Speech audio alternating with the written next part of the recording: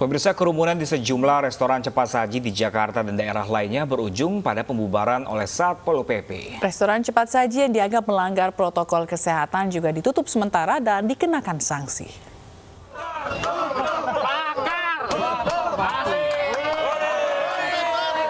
Petugas Satpol PP menutup sementara restoran cepat saji di Menteng, Jakarta Pusat. Penutupan dilakukan setelah menimbulkan kerumunan ojek online yang mengantri untuk mengambil orderan menu promosi yang viral di media sosial.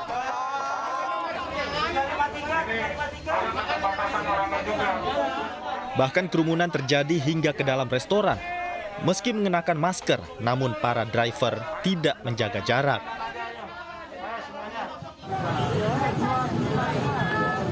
Kerumunan ojek online juga terjadi di pintu depan restoran cepat saji lainnya di kawasan Cipayung, Jakarta Timur.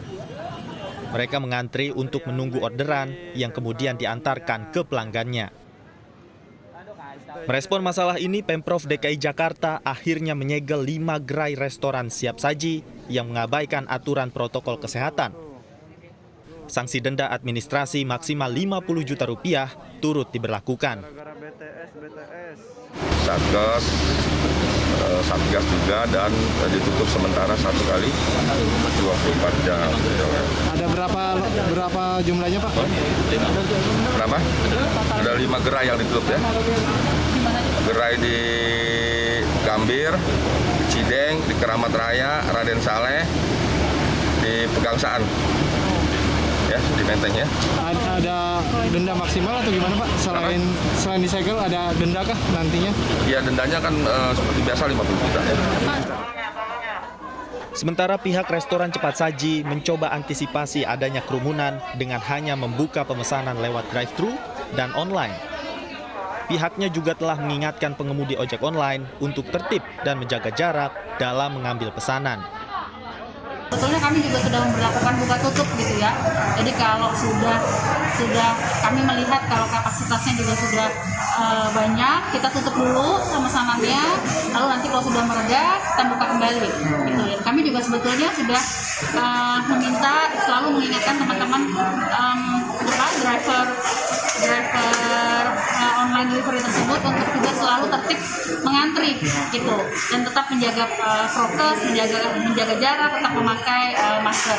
Itu sih yang kami lakukan.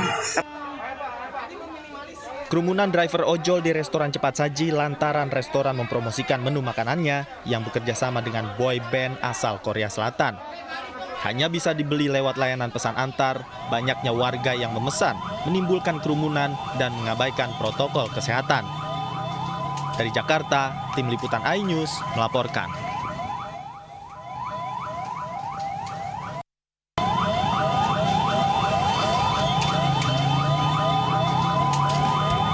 Keramaian menyambut promosi menu terbaru salah satu restoran cepat saji juga terjadi di sejumlah daerah.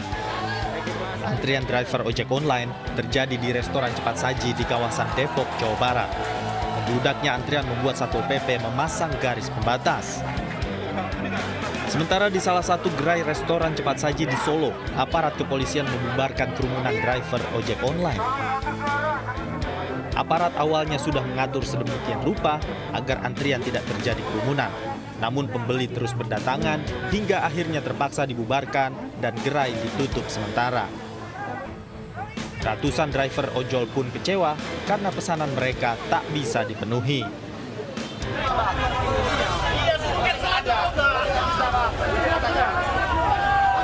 Tak hanya di Pulau Jawa, antrian driver ojek online untuk mengambil orderan juga terjadi di salah satu restoran cepat saji di Jalan Sisingamangaraja, Medan, Sumatera Utara. Pengemudi ojek online sampai berdesakan untuk mengambil orderan. Polisi yang tiba di lokasi langsung membubarkan kerumunan dan meminta pihak manajemen menutup restoran untuk sementara. Kontributor iNews melaporkan. Ya, pemirsa, setelah dinyatakan positif COVID-19, 17 santri sebuah pondok pesantren mahasiswa di Yogyakarta dievakuasi menuju shelter penanganan COVID-19. Selain di Yogyakarta, 29 warga Karawaci, Tangerang, Banten juga dievakuasi setelah positif terpapar COVID-19.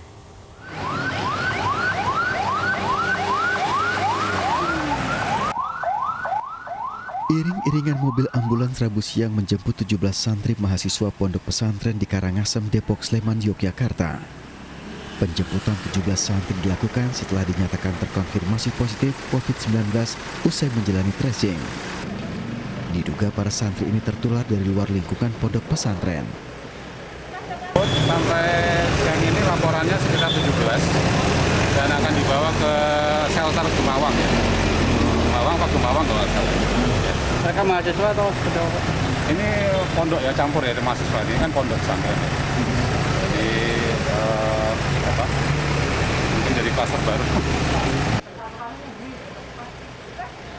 Data gugus tugas COVID-19 Sleman mencatat terdapat penambahan jumlah positif dengan rata-rata mencapai 50 hingga 100 orang pasca libur Lebaran.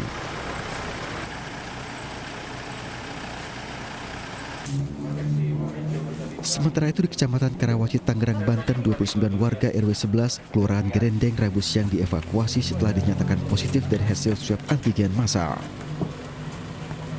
Puluhan warga yang terpapar ini akan dievakuasi menuju rumah isolasi yang tersebar di 4 puskesmas di Kecamatan Karawaci, Tangerang dan dirujuk ke RSUD Kota Tangerang.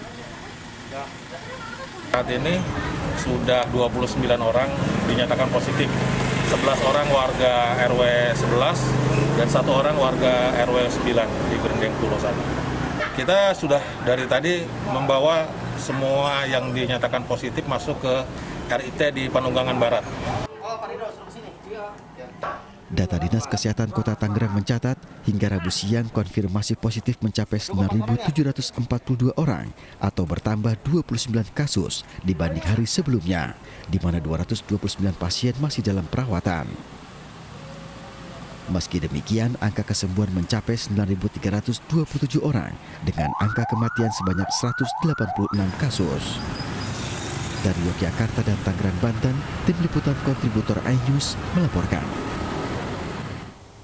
Pemirsa, sebanyak 48 karyawan pabrik bahan baku tekstil di Purwakarta, Jawa Barat terpapar COVID-19. Ya, data positif tersebut didapat dari hasil tracing tim Satgas COVID-19 Kabupaten Purwakarta.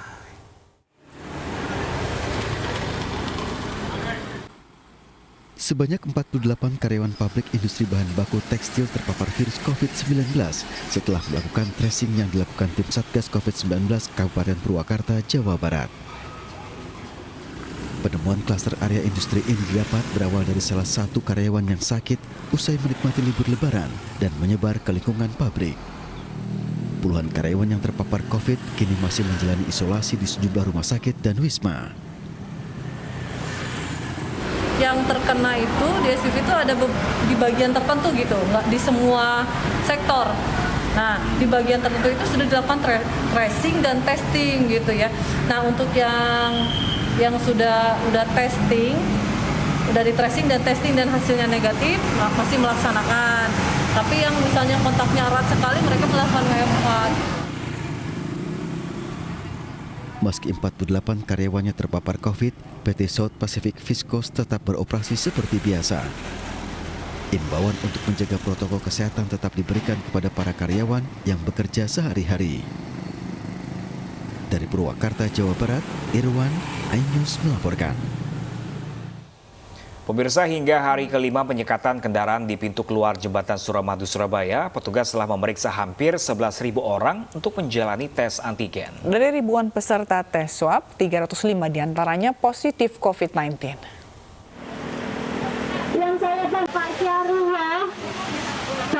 Hari kelima penyekatan di pintu keluar jembatan Suramadu, petugas gabungan masih menggelar operasi terhadap penumpang roda 2 dan 4 maupun penumpang bus.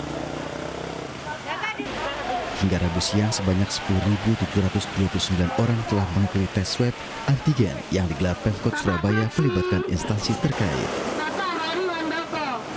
Dari 10.729 orang yang mengikuti tes swab antigen, 305 orang diantaranya dinyatakan positif dan langsung menjalani tes PCR dan didapat 86 orang terkonfirmasi positif. Jadi total ya dari hari pertama ya itu ada 10.729 swab dan terinformasi yang sudah positif ya rapid antigen itu ada kurang lebih 305 ya 305, tapi kita akan update lagi Dan untuk yang positif PCR-nya sudah ada 86 dan kita masih ada beberapa hasil PCR yang masih kita tunggu hasilnya. Oleh petugas, warga yang terkonfirmasi positif tersebut kemudian diisolasi dan menjalani perawatan di Asrama Haji Sukolilo dan Rumah Sakit Lapangan.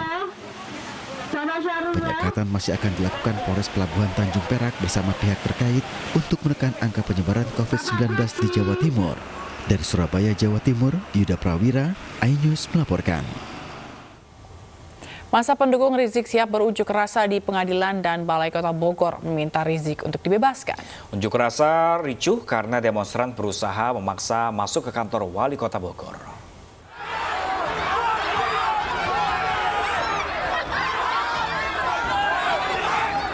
Inilah aksi para pendukung Rizik Syihab yang berusaha masuk ke kantor Wali Kota Bogor namun diadang aparat keamanan.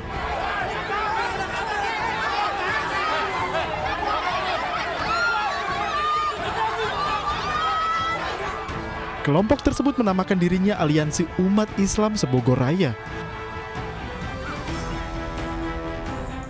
Bersama dengan 3 putri Rizik, massa memaksa masuk untuk bertemu Wali Kota Bima Arya.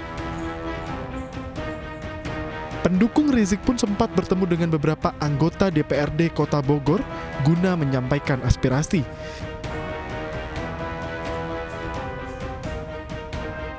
Mereka meminta Wali Kota Bogor bertanggung jawab atas ditahannya Rizik dan meminta Rizik dibebaskan tanpa syarat. Dari Bogor, Jawa Barat, Furqon Munawar, iNews melaporkan.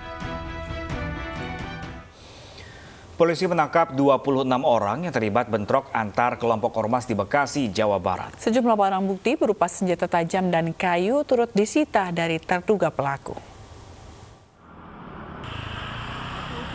Pihak Polres Metro Bekasi Kota menangkap 26 terduga pelaku yang bentrok antar ormas pada Rabu dini hari. Puluhan orang yang ditangkap merupakan anggota Ormas Gempa. Menurut keterangan polisi, pertikaian antar ormas berawal dari masalah penagihan hutang piutang yang melibatkan anggota Ormas Pemuda Batak Bersatu dengan Ormas Gempa. Permasalahan hutang selesai di depan pihak berwajib, namun kedua kelompok ormas masih berkumpul di depan kantor polisi hingga memicu keributan. Karena ada kerumunan, akhirnya dari pihak Polres Metro Bekasi Kota menghimbau untuk bubar. Namun karena terjadi adanya keributan, akhirnya kami melakukan pemeriksaan. Ada beberapa ormas yang kita periksa. Dua kelompok ormas yaitu Gempa dan PBB terlibat bentrokan di depan Mapolres Metro Bekasi Kota. Polisi membubarkan paksa kedua kelompok yang bertikai dengan menembakkan gas air mata. Dari Bekasi, Jawa Barat, Rahmat Hidayat, iNews melaporkan.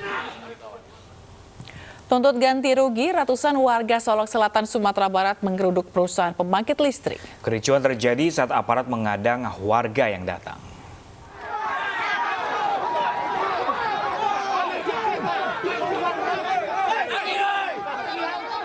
Aksi saling dorong terjadi saat ratusan warga Solok Selatan, Sumatera Barat menggelar unjuk rasa di depan kantor Supreme Energy Muara Laboh. Warga berunjuk rasa menuntut penggantian lahan petani setempat sebelum perusahaan tersebut didirikan. Terkait aksi ini, pihak perusahaan belum bersedia untuk angkat bicara.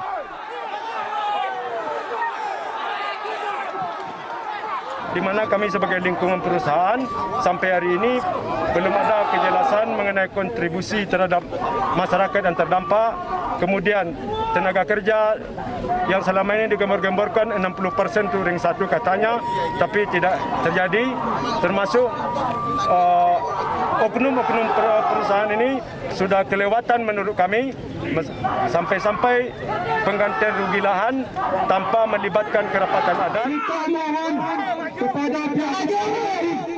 Dalam waktu dekat, pemerintah Kabupaten Solok Selatan akan melakukan mediasi dengan para tokoh masyarakat setempat dan pihak perusahaan.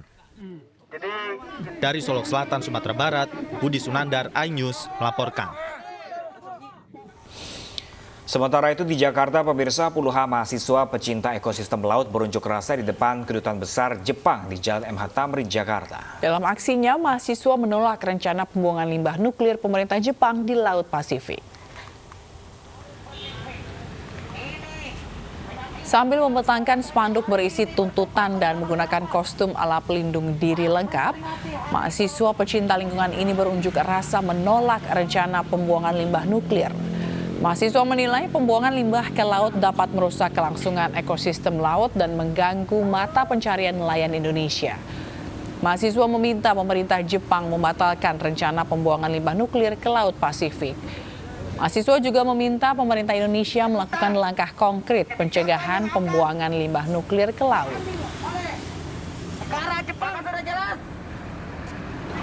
Aksi ini adalah untuk memperingatkan atau menghimbau dan meminta kepada pemerintah Indonesia atau instansi terkait adanya isu pembuangan limbah nuklir oleh pemerintah Jepang. Untuk itu kami meminta supaya pemerintah Jepang tidak jadi membuang limbah nuklirnya itu ke laut. Karena Puluhan pengungsi memprotes rencana penutupan perbatasan Turki-Suriah oleh Presiden Bashar Assad. Selengkapnya sesaat lagi, kami akan segera kembali.